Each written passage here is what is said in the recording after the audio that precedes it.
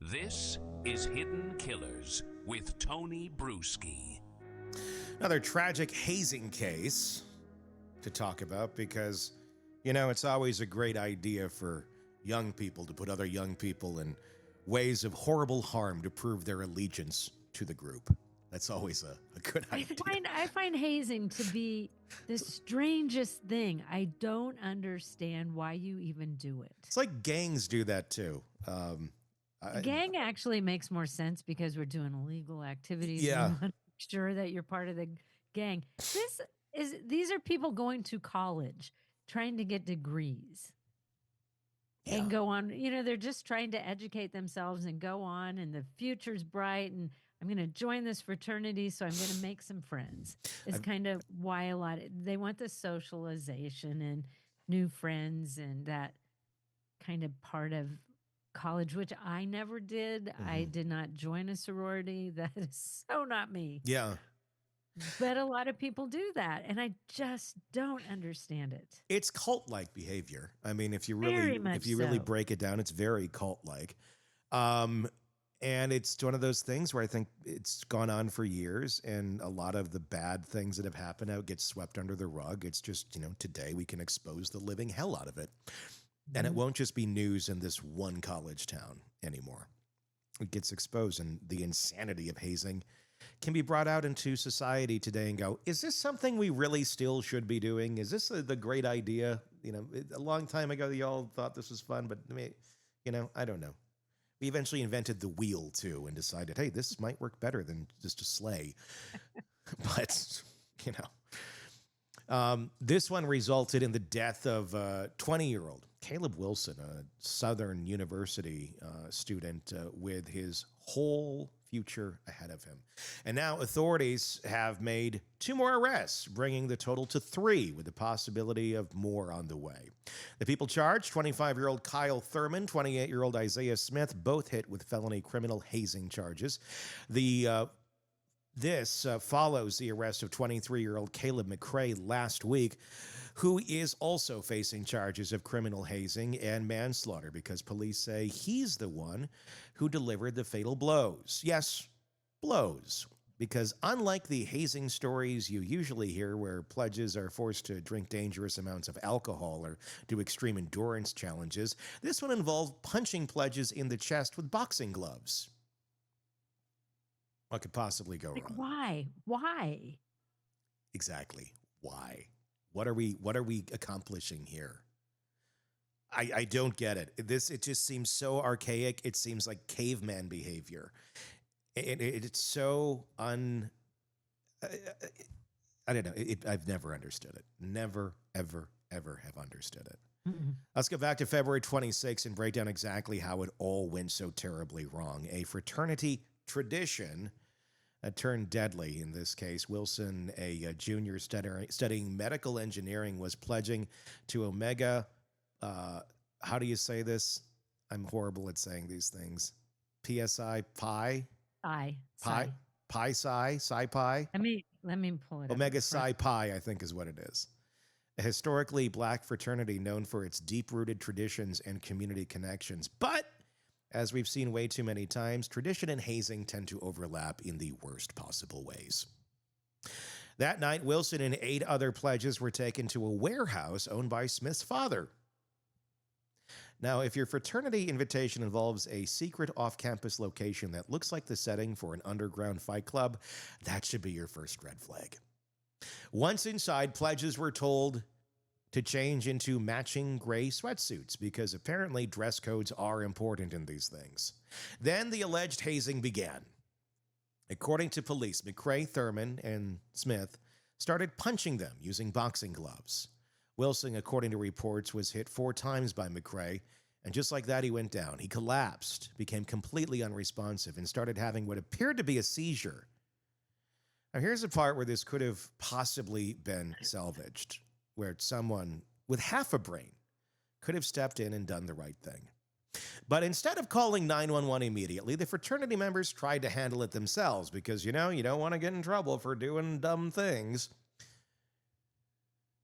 In the aftermath of all this, well, yeah, instead of recognizing this as a medical emergency, which it was, the group moved the other pledges to another room, like that was somehow going to make the situation better. Meanwhile, Wilson, still unresponsive, was loaded into Smith's vehicle and driven to Baton Rouge General Medical Center. And here's where things get even worse, because not only did they wait to get him help, but when they finally did drop him off at the hospital, they straight up lied about what happened. According to police, the men told medical staff that Wilson had collapsed while playing basketball at a park, as if doctors wouldn't immediately notice the signs that something was off. I mean, I don't know about you, but I've never heard of a game of basketball that results in a young, healthy man seizing up and becoming unresponsive out of nowhere. And just to complete the sketchy cover-up attempt, the group left the hospital before officers could arrive. By the time medical staff could assess Wilson's condition, it was already too late. He was pronounced dead shortly after arriving. The investigation unfolds. At this point, you'd hope the truth would come out quickly, but hazing cases, especially ones involving fraternities, have a nasty history of people closing ranks and refusing to talk. You know, like gangs do. Mm-hmm. Or cults. Police started piecing the story together through surveillance footage and witness statements, eventually leading them back to that warehouse, which, surprise, surprise, turned out to have evidence of the hazing ritual inside. Among the things they found, a pair of black boxing gloves. Meanwhile, Wilson's clothing had been changed before he was brought to the hospital. When he arrived, he was wearing only black sweatpants and white socks. This detail, while small, raises more questions. Were they trying to erase any evidence that he'd been in the warehouse?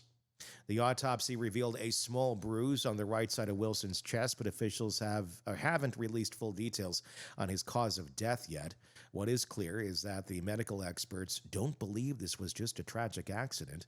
Baton Rouge Police Chief Thomas Morris Jr. came right out and said that Wilson's death was a direct result of hazing. So who's responsible? So far, 3 people have been charged, but police haven't ruled out more arrests. Isaiah Smith, who held the title Dean of Pledges, was allegedly in charge of overseeing the whole event.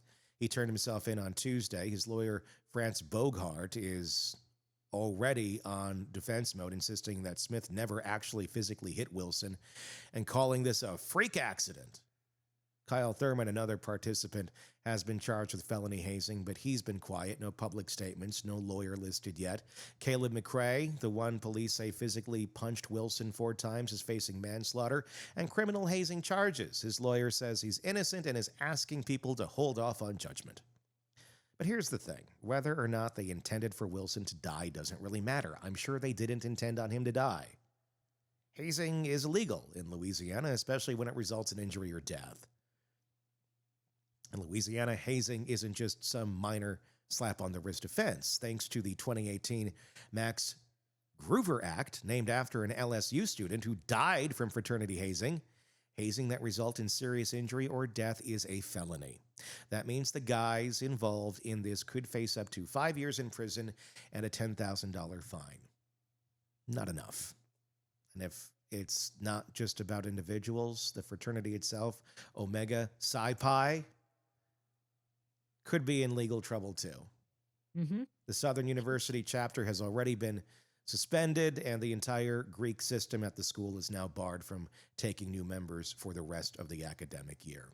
The saddest part of all this, Caleb Wilson wasn't just some kid trying to join a frat. He was a promising medical engineer student with a passion for music. He played the trumpet in Southern University's renowned band, and in early March, hundreds gathered to remember him at a vigil.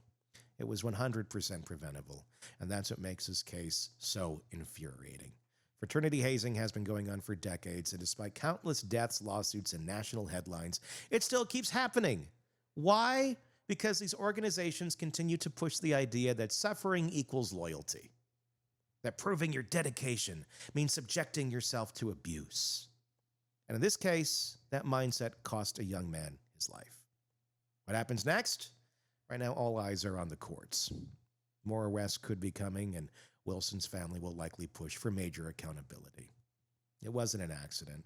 It was negligence. It was cruelty and a complete disregard for human life. And for what? A brotherhood? A few Greek letters that you can be excited about? And you can talk about later, oh, remember back in my frat days, because everybody looks back at that and goes, ha, that's where you peaked. At least some people did, I guess. A tradition that shouldn't have existed in the first place. At what point do we finally say enough is enough? What the hell are we doing here? I mean, there are adults that are involved in these fraternities. You know, you go off, young ones come in. There's plenty of places where this could have been broken. But it wasn't. Because of tradition. It's just insane. Utterly insane. But we keep doing it. Mm-hmm. Thoughts? Oh, I have so many because we hear about this every year about there's a college hazing incident, some child, I mean, they're adults at that point, but some kid comes in, wants to be in the fraternity, and then a lot of times it's alcohol poisoning. Yeah. But these kids are horribly injured or die. This happens all the time. And I don't understand it. Why do you have to drink your way in? Like in insane amounts of alcohol. Shot after shot after shot. Mm-hmm. And they do say that's the biggest cause of injury and death in college hazing.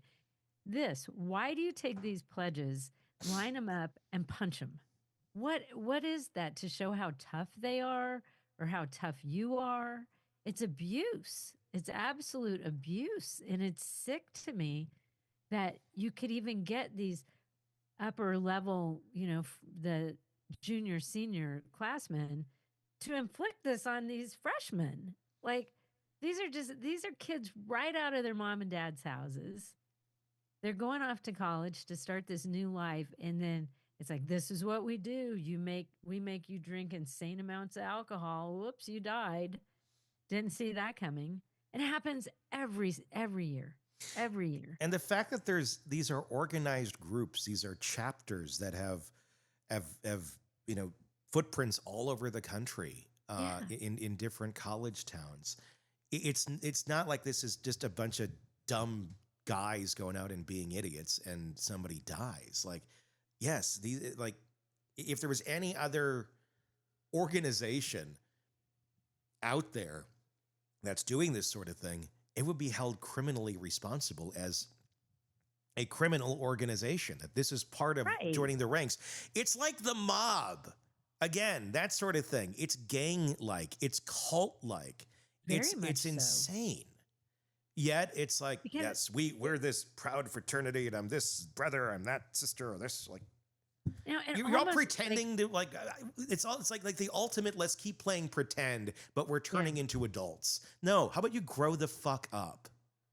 I understand why a gang does this. Yeah. Because gangs trying to make sure you're tough enough and you're not going to rat them out, that, you want to do the criminal behavior and you're not going to be turning them in. Yeah. Get it? These are college kids. They have aspirations, maybe got a scholarship, they looked at other colleges, they picked that one. This is the first step into, becoming an adult and going off to college for so many people. And then in order to go to college and be part of these people, you have to go through extreme abuse. I don't get that. And what does that teach? I mean, what is that, like, what is that implementing? Like, and then you're expected to, as you go through college, when you get the new kids coming in, the freshmen coming in, then you inflict that abuse upon them.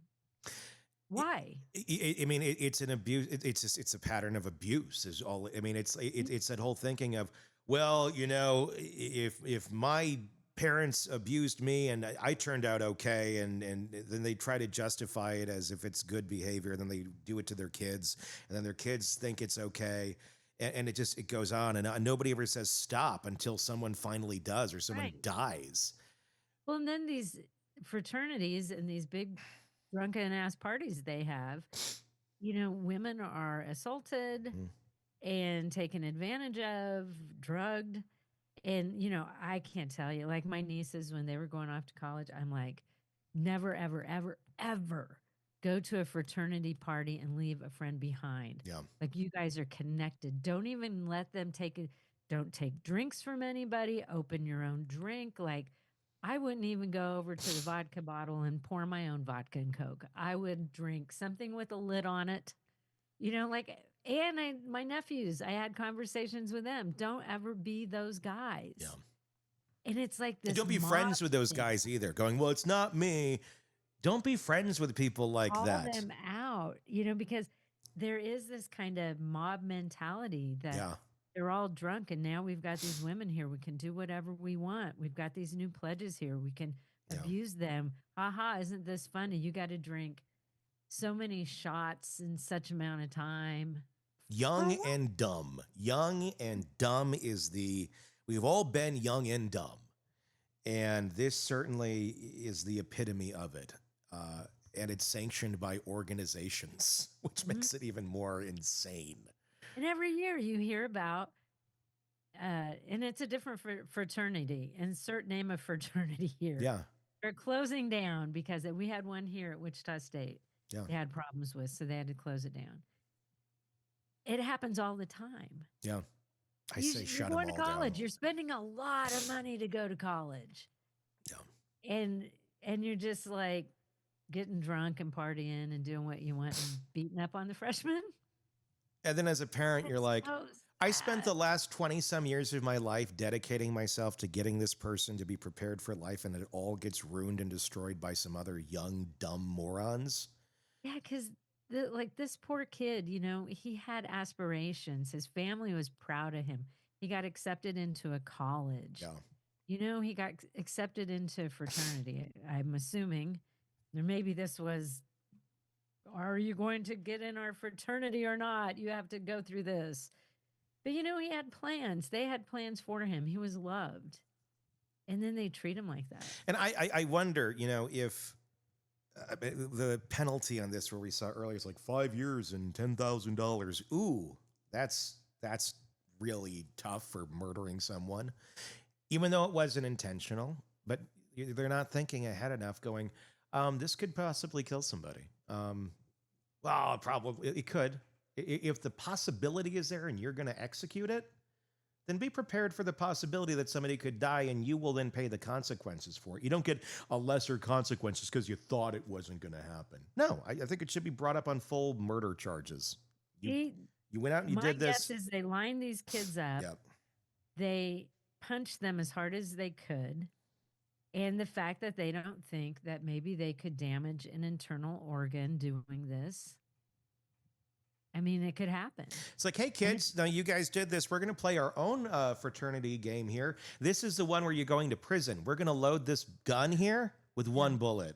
We're going to spin it, and we're going to have you pull the trigger at your head. This is your frat, your hazing to get into prison. You don't want to? Oh, well, that's tough. That's how you get in here. And you have no choice, but you have to get in here. So, yeah, we're going to play a little game of Russian roulette and see. I think it's so sad. See how that all works out.